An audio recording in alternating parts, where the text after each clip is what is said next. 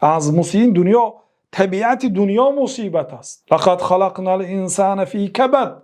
هر روز یک مصیبتی نو است. یک برادر سالهای 2018 یک نزدیکی ما میپرسد که چی گپ داملا یگون نویگری هست؟ میگم که برو اومدم با آزادی. میگه 2 سال این جانب اکنون یک خبری خوش شنیدم. میگه هر سحر یک خبری بد، یک خبری بد، یک خبری بد.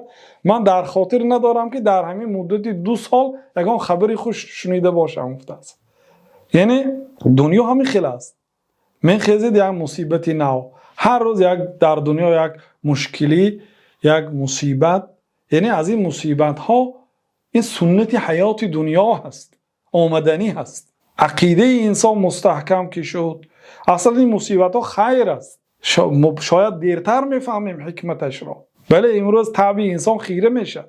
بنابراین وقتی که حضرت عایشه رضی الله عنها دیدن که پیامبر صلی الله علیه و سلم وقتی که چراغ خانهشان خاموش شد، انا لله و انا الیه راجعون گفتن، دعای مصیبت. با حضرت عایشه گفتن که یا رسول الله مگر این دعای مصیبت نیست؟ مقصد برای مردگان گفته نمیشه یک آدم وفات کند؟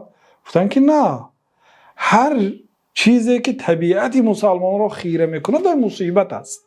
هر خبری ناخوش، هر چیزی که طبیعت شما را خیره میکنه در مصیبت است. وظیفه دار است مسلمان که الحمدلله گوید وقتی که شنید مصیبت را، یکم کلمه، بعد انا لله و انا الیه راجعون، بعد اللهم اجرنی فی مصیبتی و اخلف لی خیرا منها. پروردگار به این مصیبت من اجر ده برای من، و اخلف لی خیرا منها، برای من عوضی بهتر ده. از این دیدن چیزی که میگیری به عوضش عوضی بهتر ده.